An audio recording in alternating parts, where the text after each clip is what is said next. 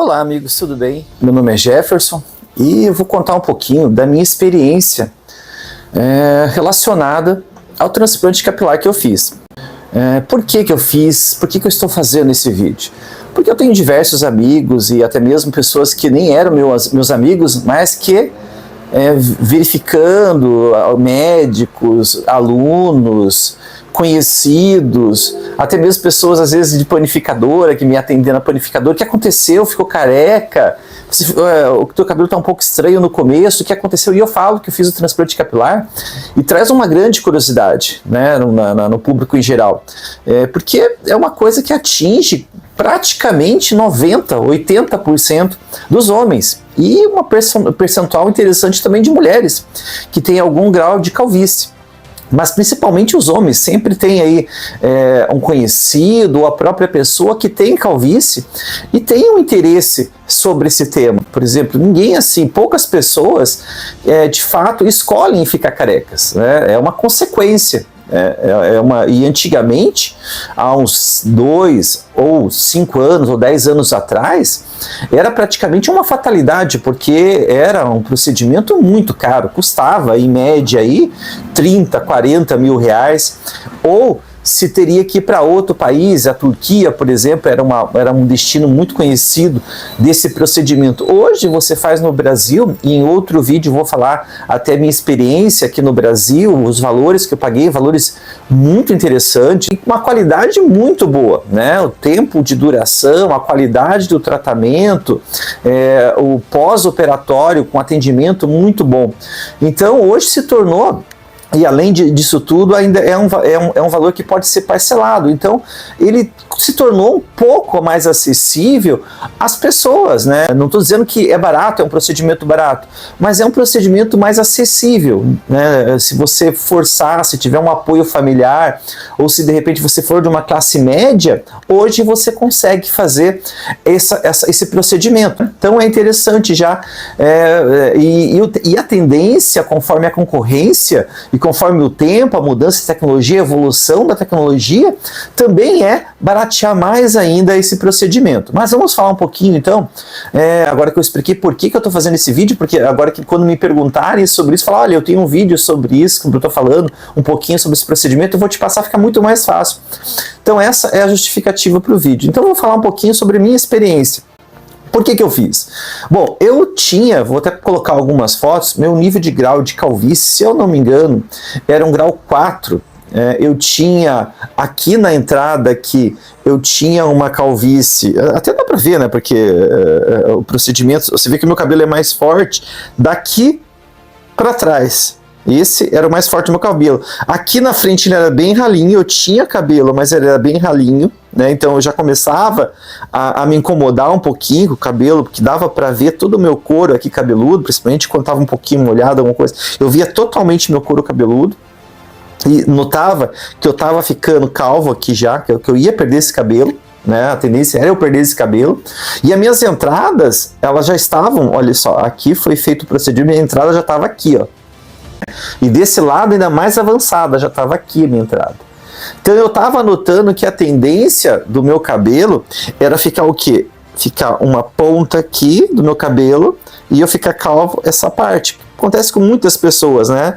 Meu pai mesmo, ele tem uma calvície, então geralmente eu levo como padrão a calvície que meu pai tem. E algumas pessoas também levam essa mesma forma de ter uma fonte de como eu vou ficar, né? Você pode ser novo, mas você já sabendo que você tem uma tendência a perder cabelo, você já sabe que se você não cuidar dos seus cabelos, e eu nunca cuidei dos meus cabelos para evitar que eles caíssem, e essa ideia de tratamento, de cuidar dos cabelos antes de fazer uma cirurgia veio de agora. Vamos falar um pouco sobre isso também, talvez em outro vídeo. Mas o que acontece? Você, pelo seu pai, o meu pai, por exemplo, meu pai tem também a mesma forma de calvície. Ele tem um pouquinho de cabelo aqui e tem as entradas que vão até aqui atrás, né? É o mesmo tipo de calvície que estava se desenhando na minha cabeça. Então, já sabendo disso, eu já vi que eu tinha chegado numa situação que estava se desenhando para um agravamento já bastante sério dos meus cabelos.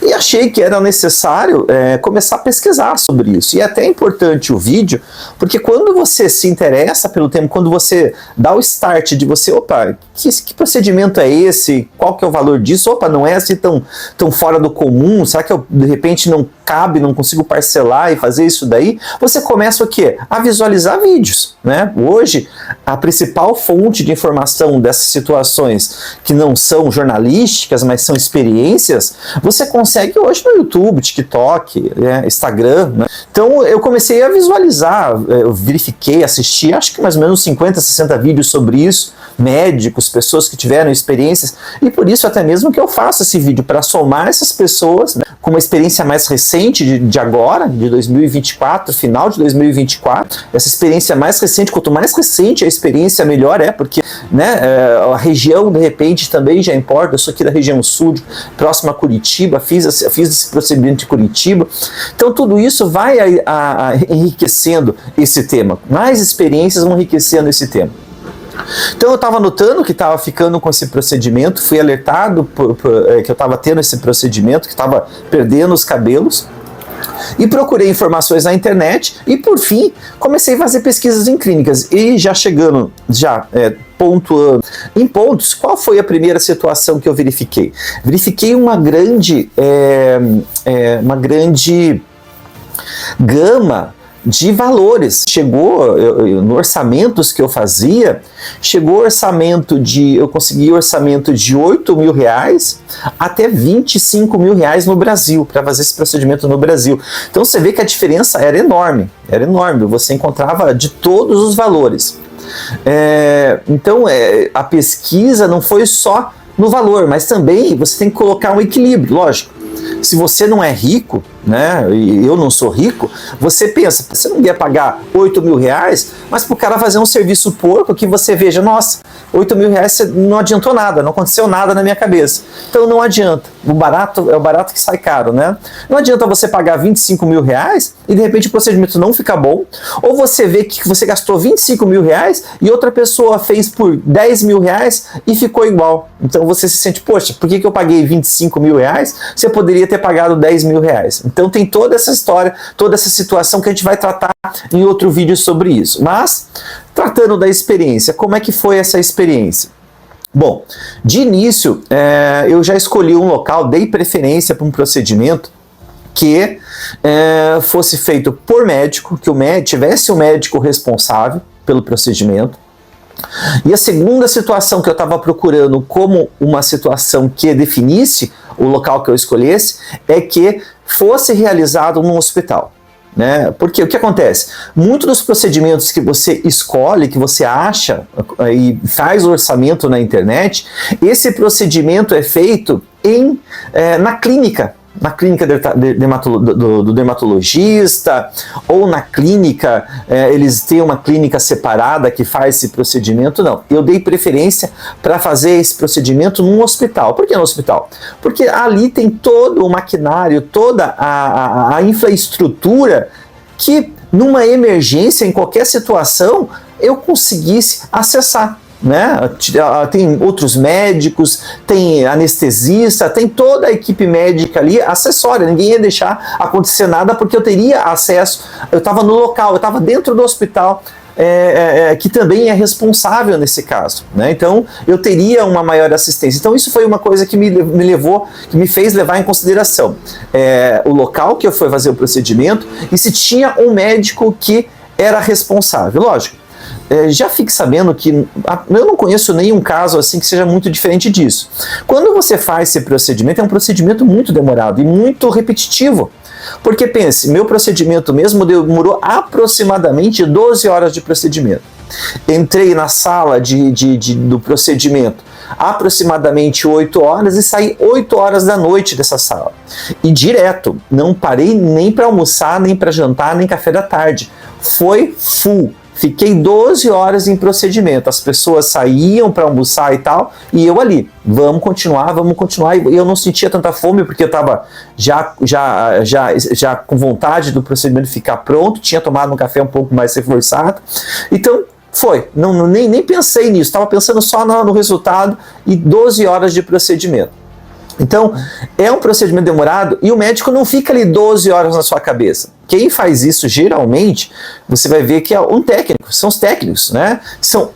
No meu caso, eu tinha 6 ou 7 pessoas que estavam ali trabalhando manualmente. Fica um médico que ele vem, dá uma olhada como é que tá ficando, ele vê, ele que aplica a injeção para você não sentir dor, né? Então, ele que visualiza, ele que é o responsável, ele que vai verificando como é que tá ficando, ele que direciona a hairline sua, como é o desenho de como vai ficar, ele direciona, mas quem faz o trabalho repetitivo mesmo são técnicos, né? Não é 6 médicos que estão ali trabalhando na sua cabeça, é um médico responsável.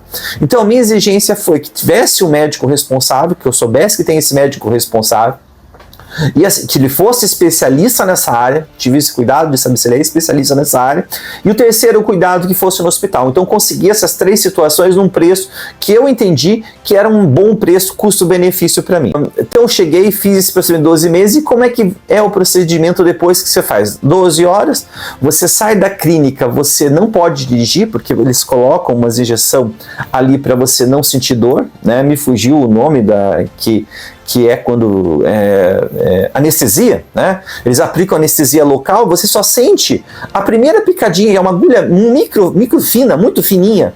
Então você sente só a primeira injeçãozinha que eles aplicam muito fininho, como se fosse uma dor de 1 a 10, uma dor 2. Você sente uma dor 2 aqui, um desconfortinho de uma picadinha, e é só essa picadinha que você sente, porque essa primeira picadinha já adormece aquela área, e depois as outras picadinhas, que são também anestesia na cabeça inteira, você já não sente mais nada, porque ela já está adormecida, só vai aplicando mais até adormecer toda a região da cabeça. Então começa esse procedimento primeiro, no meu caso, né, minha experiência, eu fiquei deitado de costas, e eles trabalharam aqui atrás, retirando daí no caso, os folículos, né, da parte de trás, foram aproximadamente 4.000 folículos que retiraram da parte de trás, né, e daí depois, essa foi praticamente a manhã inteira retirando folículos, e depois mudamos daí para colocação, né, para colocação na cabeça dos folículos retirados. Esses folículos retirados, eles foram, no meu procedimento, inseridos, de grosso modo, bastante folículos nessa parte aqui, fechando minhas entradas, né? Na foto até vou colocar, porque você tem uma ideia de como ficou quando você sai do procedimento, porque esse cabelo, eu tô no primeiro mês. O primeiro e segundo mês, ele começa, esse cabelo transplantado, ele começa a cair. Essa é a regra. Existem exceções raras, mas a regra o que é? Esse cabelo cai para depois ele nascer novamente. Eu tô justamente nessa fase. Eu tô hoje acabando o primeiro mês de procedimento. Então o que acontece? Meu cabelo transplantado, 80%, 90% do meu cabelo, ele já caiu, o cabelo transparente, então é até difícil mostrar, só pela diferença, um pouquinho de cor que talvez dê para mostrar, mas nas fotos vocês vão verificar. Então o que acontece? Foi fechado as minhas entradas, né? Com esse transplante eu procurei fechar as minhas entradas com cabelo, dos dois lados. Essa entrada gastou mais folículos porque a entrada era maior, né? Também arrumar a minha frente aqui, né?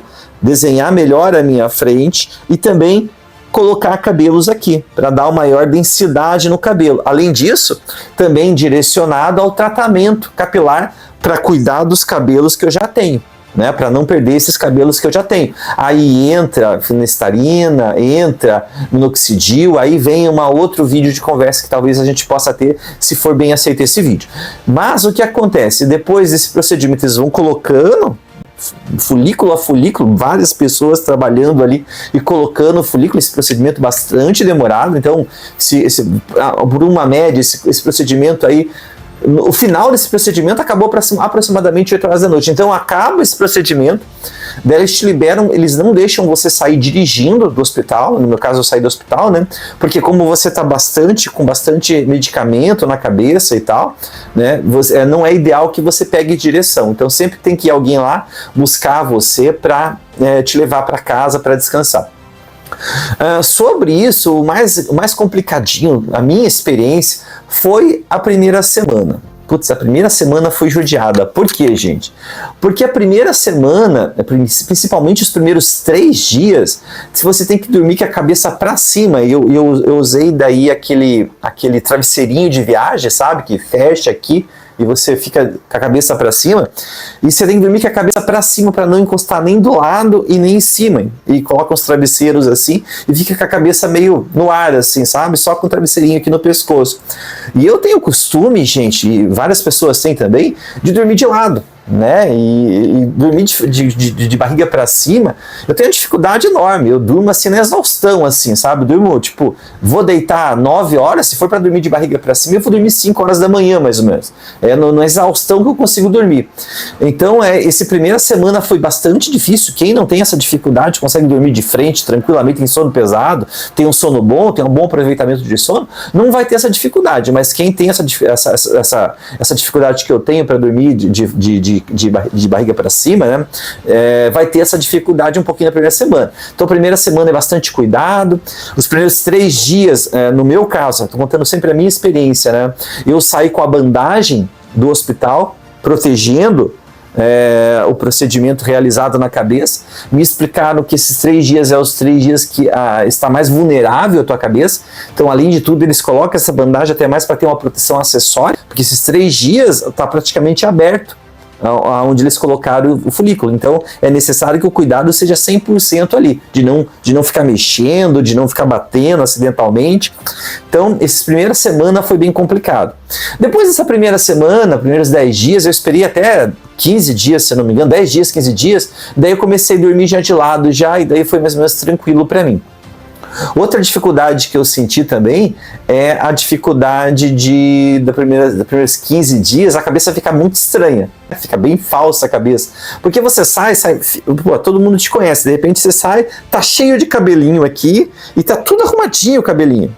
E há umas diferenças de corte, porque aqui o teu cabelo cresce um pouquinho mais, depois de uma semana teu cabelo cresce mais, aqui já é outro cabelo, tem outro tamanho, aonde eles tirou, de repente dá uma diferencinha de tamanho do cabelo, então você fica com 3, no meu caso eu fiquei com 3 ou 4 tamanhos de cabelo diferente na cabeça. Agora eu já cortei uma vez, né, já dei uma arrumadinha, mas para mim arrumar meu corte de cabelo mesmo, eu acho que vai no 3º mês para mim conseguir arrumar mais ou menos, vai crescer um pouquinho mais aqui e vou conseguir arrumar. Mas também essa parte de aparência fica estranha, essa fase que eu tô também é um pouquinho estranha também, porque o pessoal fala, nossa, você fez transplante capilar e tá careca, assim. Então a primeira coisa que eu falo, olha, eu fiz o transplante capilar, mas eu tô numa fase de queda de cabelo, já falo assim, já no começo, pra pessoa não ficar, será que você não viu que tá careca, né? Então eu já falo isso já para tirar eu sei uma coisa que você não sabe, sabe? Então eu já falo isso já. E tô nessa fase aí que eu tô perdendo o cabelo. Essa fase vai aí aproximadamente até o 3º mês. Diz que no 3º mês, pela experiência das pessoas e dos médicos que eu vejo bastante falar, começa daí o crescimento do cabelo, mas eu tô bem feliz, viu? Porque eu já noto é que a imagem não tá tão boa agora, talvez não dê para ver, mas eu já noto pequenos fiozinhos já nascendo. Um fiozinho aqui, um fiozinho ali, um fiozinho aqui. Mas olha, o primeiro mês, para mim, tudo que tá nascendo no primeiro mês, para mim é bônus, né? Eu não tava esperando que nascesse nada no primeiro mês. Então, se já tá nascendo, para mim é bônus. Eu esperava que esses fiozinhos fossem crescer no 3º mês. Então, já consigo visualizar alguns fiozinhos crescendo aqui e ali, já começo até a achar que eu tô sendo bonificado já, né? Porque eu tava esperando pro 3º mês, tava esperando no primeiro mês só perder cabelo, e já tô vendo que aonde eu perdi cabelo, alguns fiozinhos já estão nascendo. Então já fico já até feliz com isso. É lógico, eu acho que quando você faz a cirurgia, o conselho que eu posso dar é que você veja muito sobre esse procedimento para você saber as etapas. Porque pensa, se você faz esse procedimento e não sabe as etapas que você vai percorrer, quando você começa a perder cabelo, você fica aflito, né? Você fica triste, você fica deprimido, você começa daí a ligar para o hospital e também estressar o local que você fez o procedimento, você começa a não acreditar nas pessoas. Então é interessante que você saiba que você vai sair com o teu cabelinho lá bem bonitinho, você vai ver como é que vai ficar, vai ter uma amostra grátis como é que vai ficar, mas aquele cabelo vai, no final do primeiro mês, começo do segundo ele vai cair aquele cabelo, ele vai começar a crescer a partir do terceiro mês, eu estou esperando chegar esse terceiro mês para ele começar a crescer, e devo ter um resultado aproximado de 50% a partir do sexto mês. Então já devo ter aproximadamente uns 6 meses aí, eu já devo ter uma noção de como vai ficar, não devo ter muito volume, mas já devo saber, já devo ver como é que vai ficar, já deve estar bem melhor meu cabelo. Então é interessante tudo isso, vou meio que finalizar o vídeo para não ficar muito longo, já estamos com 20 minutos de vídeo, mas dizendo que se você tem vontade de fazer esse procedimento, faça, pesquise muito bem esse procedimento, tá? É um procedimento que não é barato, então dê valor ao seu dinheiro, pesquise antes, pegue referências, se possível, do local que você está fazendo, saiba dos seus direitos. A propósito, eu sou advogado, então é importante você saber dos seus direitos, saber que se você está contratando um procedimento estético, e se você está contratando um procedimento estético, a jurisprudência entende que você está contratando também um resultado. E isso é interessante falar porque quase 100% das clínicas capilares coloca no contrato ali que ela não se responsabiliza pelo resultado. Depende. Para ela não se responsabilizar pelo resultado, ela tem que comprovar que aquele problema que deu, que o teu cabelo não ficou do jeito que você queria, foi uma culpa exclusivamente sua. Ela tem que provar que a culpa foi exclusivamente do paciente. Se não conseguir provar que a culpa é exclusivamente do paciente, ela deve sim se responsabilizar por um resultado. Então, se daqui a 6, 7, 8 meses meu cabelo não ficar bom, eu vou voltar na clínica, vou dizer, olha, meu cabelo, aonde eu queria, ele não pegou. É necessário a gente fazer um outro procedimento. Jefferson, vamos então cobrar de você um valor a mais, uma promoção, um valor X para fazer isso. Negativo. Negativo. Esse valor já estava cobrado como resultado. Eu quis que você colocasse os folículos. E no meu caso, e é muito bom até eu ter tocado nesse assunto, que o meu pacote, o meu procedimento que eu comprei para fazer o meu procedimento de folículos, de transplante capilar, foi sem limite de folículos. Sem limite de folículos. Cuidado, eu deixei de fazer em outros lugares, porque depois de quase na hora de fechar, vieram com uma história que, não, temos sim um limite de folículos, de 2.000 folículos, de 2.500 folículos. Aí eu não quis fazer. O que me garantiram nesse local que eu fiz? Vamos utilizar os folículos necessários para ficar bom. E é isso que eu queria ouvir. E não é importante você só ouvir, é importante você ter provas. Né? Então tudo isso foi negociado não só pessoalmente, mas foi negociado pelo WhatsApp, foi negociado por áudio, foi negociado por escrita, foi negociado de uma forma que houvesse como eu comprovar isso se eu precisasse comprovar isso no judiciário. Então é importante que você conheça seu direito, faça uma pesquisa muito bem feita sobre tudo o que você deseja, converse com aquela pessoa se ela pode, se ela diz, se ela garante que aquele resultado que você quer, ele é alcançável, e se ela garantir aquilo, tenha provas daquela garantia, tá? Então é isso que eu tenho para falar. Conforme vai passando o tempo, vou deixar algumas fotos, alguns vídeos aí no final aí desse primeiro mês, mas as dúvidas que vocês tiverem, por favor, me passem, né? Até mesmo essa ideia jurídica sobre o tema, eu não lembro de ter visto nenhum vídeo sobre esse tema, então é até uma riqueza nova, uma situação nova para esse tema do transplante capilar. E agradeço aí quem está assistindo, agradeço todo mundo aí, e espero que possa ajudar de alguma forma você. Um grande abraço.